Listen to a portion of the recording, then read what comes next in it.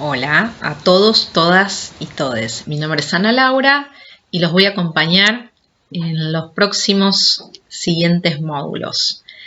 En el día de hoy vamos a iniciar el módulo 5 y para esto es necesario que ustedes recuerden conceptos claves que fueron analizando con Valeria, como son los entornos, cómo es el aprendizaje en esos entornos, el tipo de herramientas que se pueden utilizar, las plataformas y fundamental el rol que tiene el docente y este cambio de paradigma que nos toca vivir.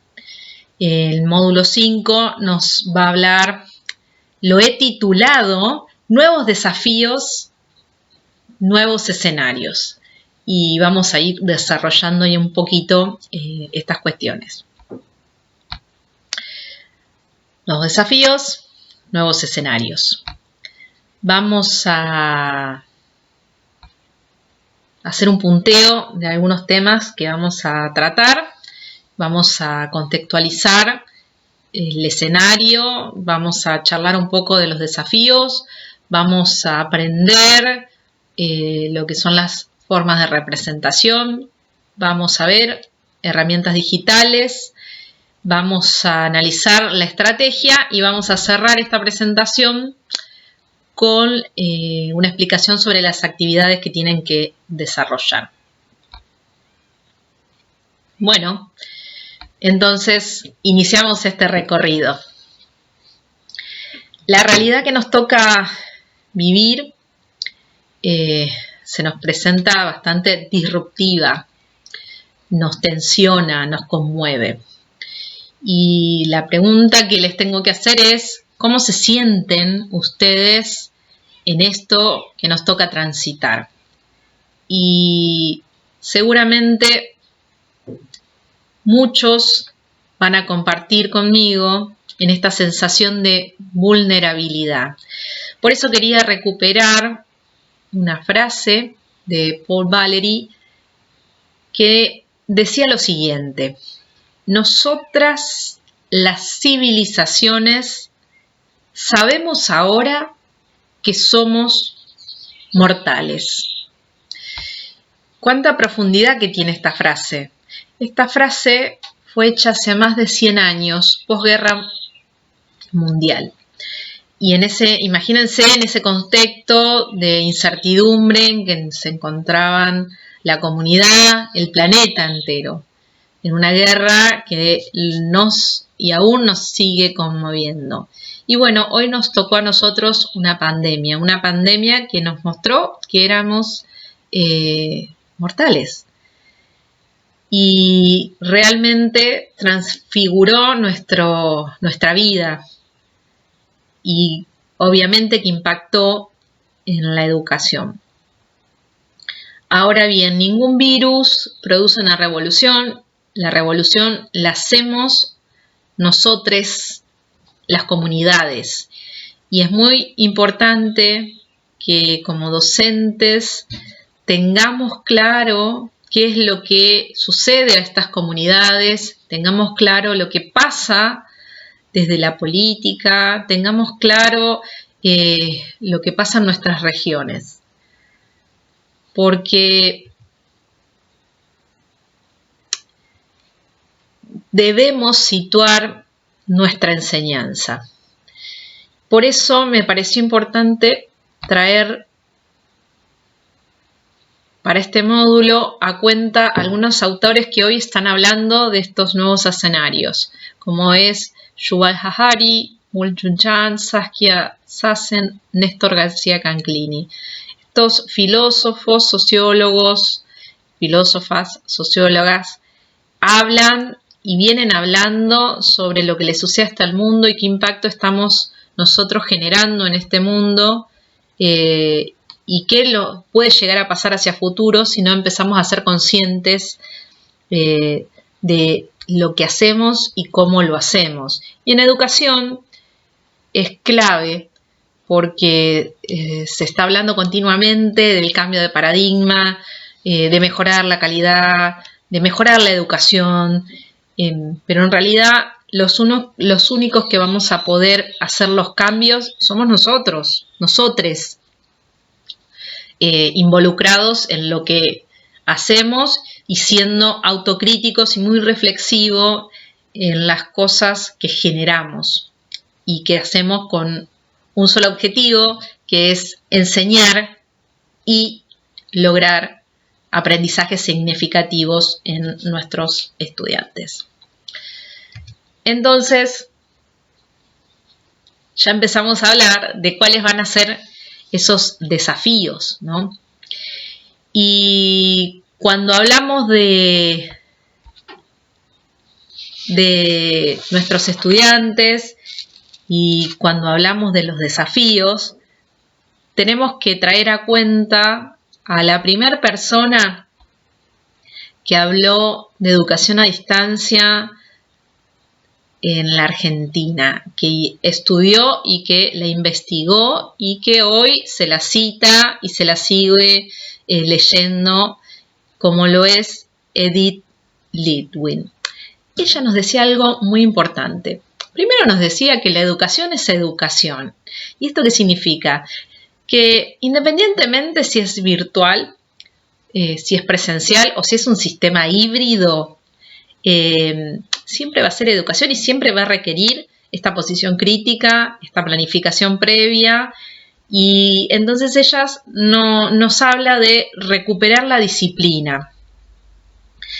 Y recuperar la disciplina es saber qué es lo que tengo que enseñar.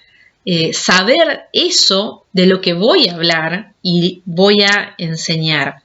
Y generar actividades contextualizadas, actividades que involucren al otro en resolver cuestiones que realmente tengan un impacto en la comunidad donde estamos insertos. Bueno, y eso implicaría recuperar esa disciplina y por supuesto esto nos genera desafíos. Y esos desafíos nos hacen pensar en qué es lo que sabemos de cómo nuestros estudiantes aprendan. Porque vuelvo a remarcar, una cosa es enseñar y otra cosa es aprender. Entonces el primer desafío es entender que el conocimiento tiene que ser construido y que no es recibido. Que no por enseñar se va a dar la fórmula que muchas veces muchos de nosotros hemos leído, enseñar, aprender. No, es enseñar y aprender es separado. El aprender implica un montón de mecanismos que se tienen que poner en el otro y que como docente puedo potenciarlos o no. Entonces el primer desafío es ese. Y construir en esta construcción implica también a construir con otros. Y lo que escuchan es mi perro. Volviendo, construir con otro. Este aprendizaje es más potente o tiene más posibilidades de darse si me permito construir con otros, ¿no? Porque me tensiona. Mueve mis estanterías, que es lo que tengo que buscar para generar un aprendizaje significativo.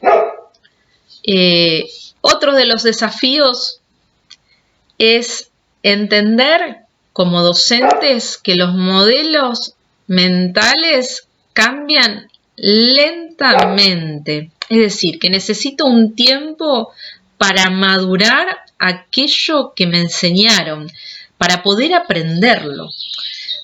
Docentes y estudiantes aprenden.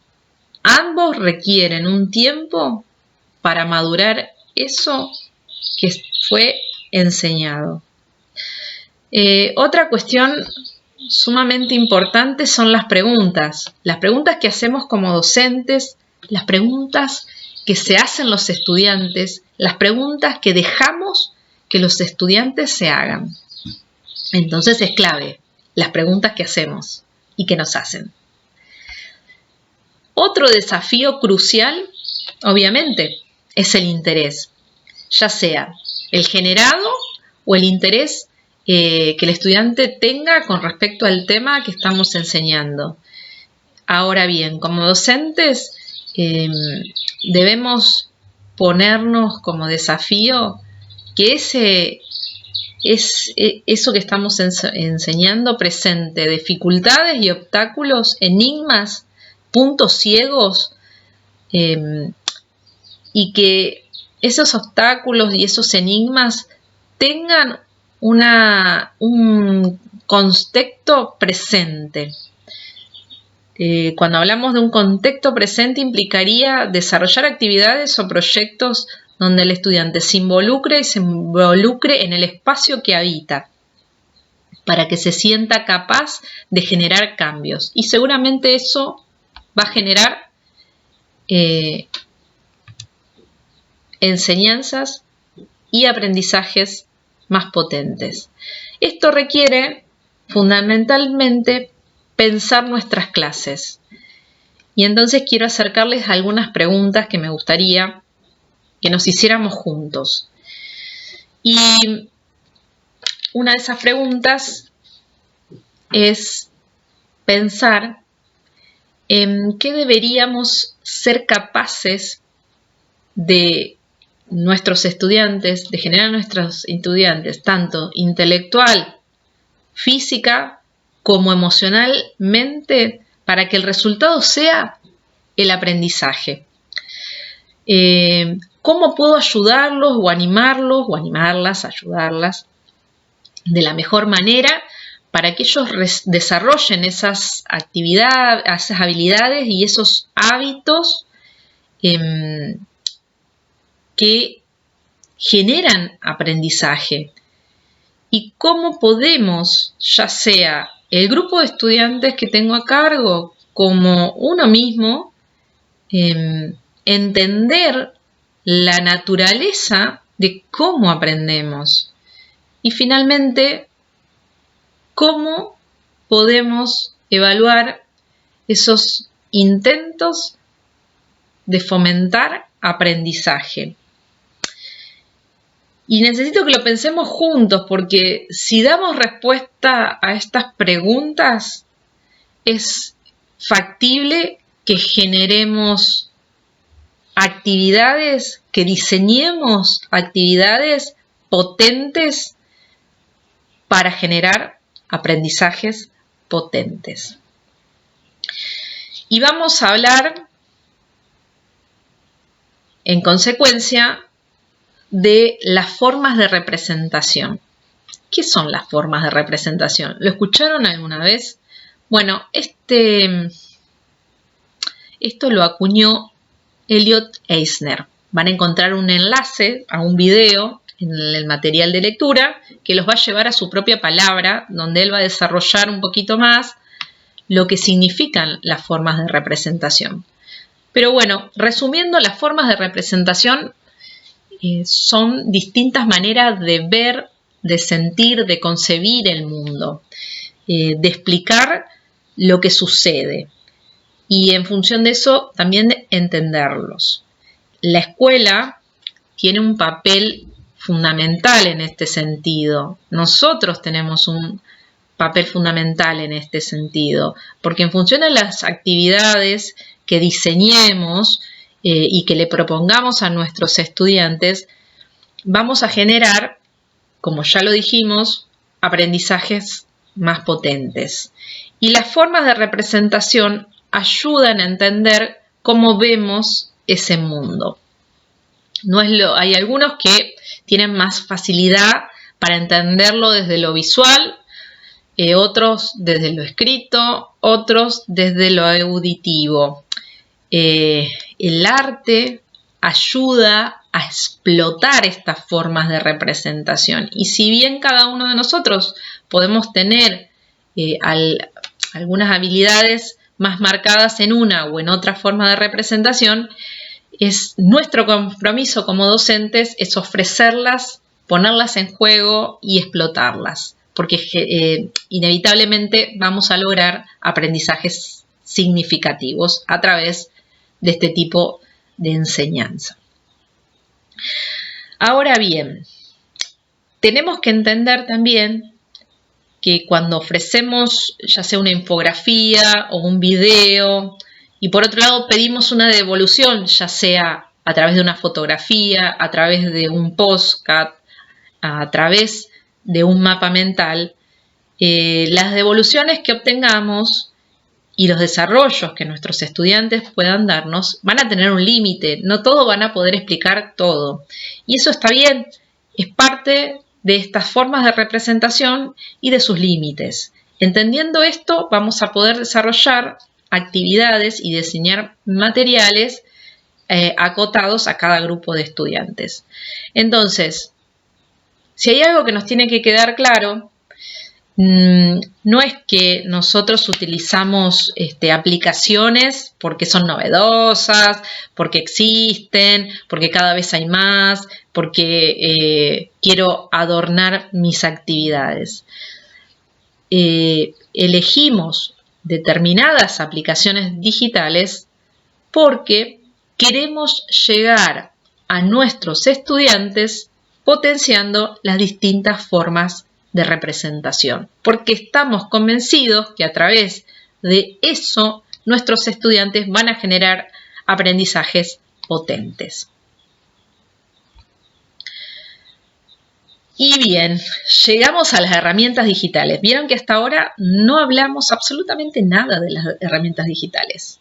Y es muy probable que este apartado los deje con ganas también. Porque, como dijo Edith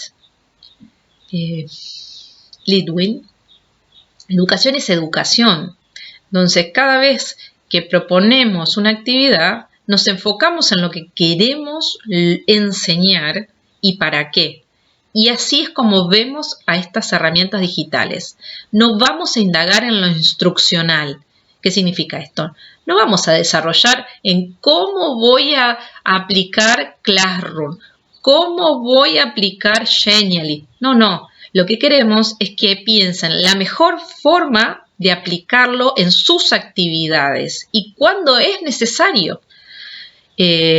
Lo cual implica que no siempre va a ser necesario o no siempre va a ser potente para generar mi objetivo, que tiene que ser el aprendizaje. Estas herramientas tienen como foco la enseñanza. Se construyen colaborativamente. Por eso ustedes hoy están trabajando en grupo. Por eso, porque estamos convencidas que el grupo los tensiona y cuando hay tensión hay aprendizaje, ya sea porque tengo que defender mi idea o porque estoy aprendiendo del otro. Y esto es lo que queremos que después puedan ustedes replicar en sus clases. Por eso, cuando hablamos de herramientas digitales, lo que les vamos a acercar es un bookmark. Un bookmark es como una biblioteca donde van a encontrar un repositorio de distintas aplicaciones. A algunos de ustedes les va a ser de suma utilidad, a otros no, porque seguramente conozcan más. Los que sí los invitamos es a que se sumen a esta aplicación. La que elegimos se llama Sit. El enlace lo encuentran en el documento escrito. Pueden generar una cuenta y invitarnos a formar parte de esa comunidad y entre todos nosotros empezar a sumar más aplicaciones.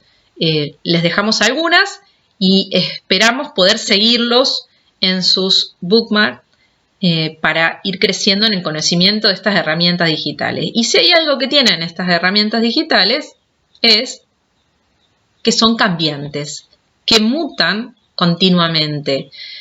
Por eso pierde un poco sentido dedicarle demasiado tiempo a cómo usar un Prezi, cómo usar un Genially, porque es muy probable que en un par de meses sea actualizada. Entonces dependerá de lo que quiero usar y me llevará un tiempo aprenderla y analizarla. Las estrategias que vamos a elegir a la hora de diseñar un material y en función de qué.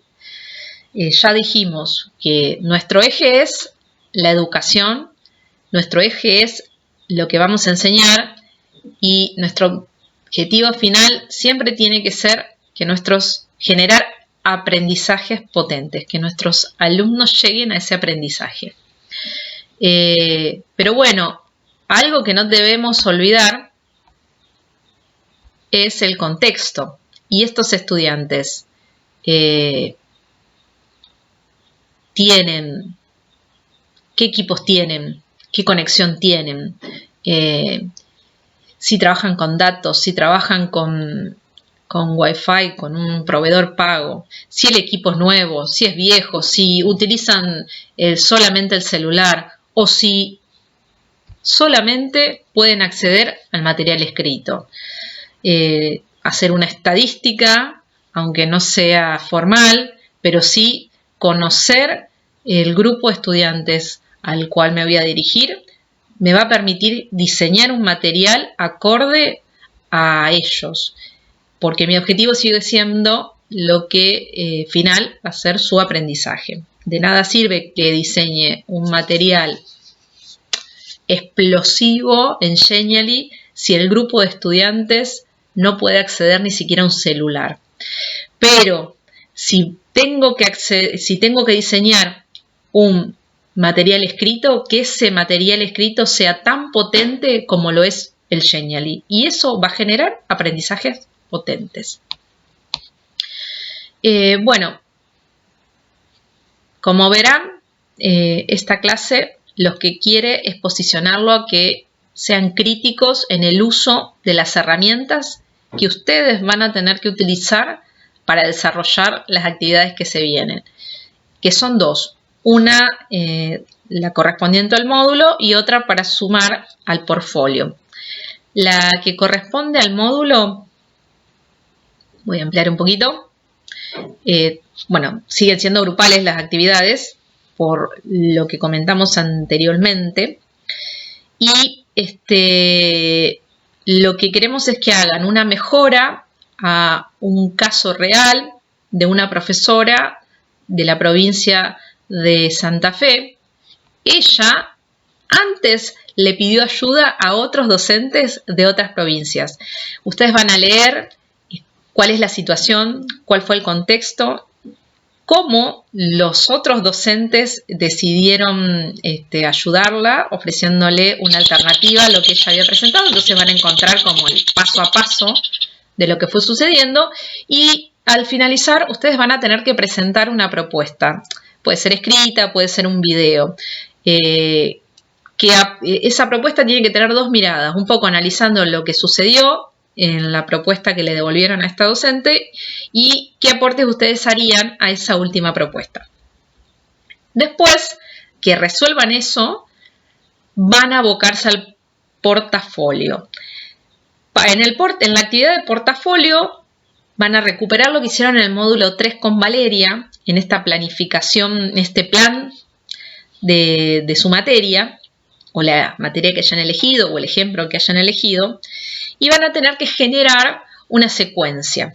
Por un lado, la planificación de esa secuencia y por el otro lado, el desarrollo del material para esa secuencia, utilizando alguna plataforma. No se olviden que tienen que pensar en los estudiantes, en les estudiantes, y que ese material que ustedes generen, esos estudiantes en esa condición, en el contexto que eligieron, tiene que ser potente de aprendizaje.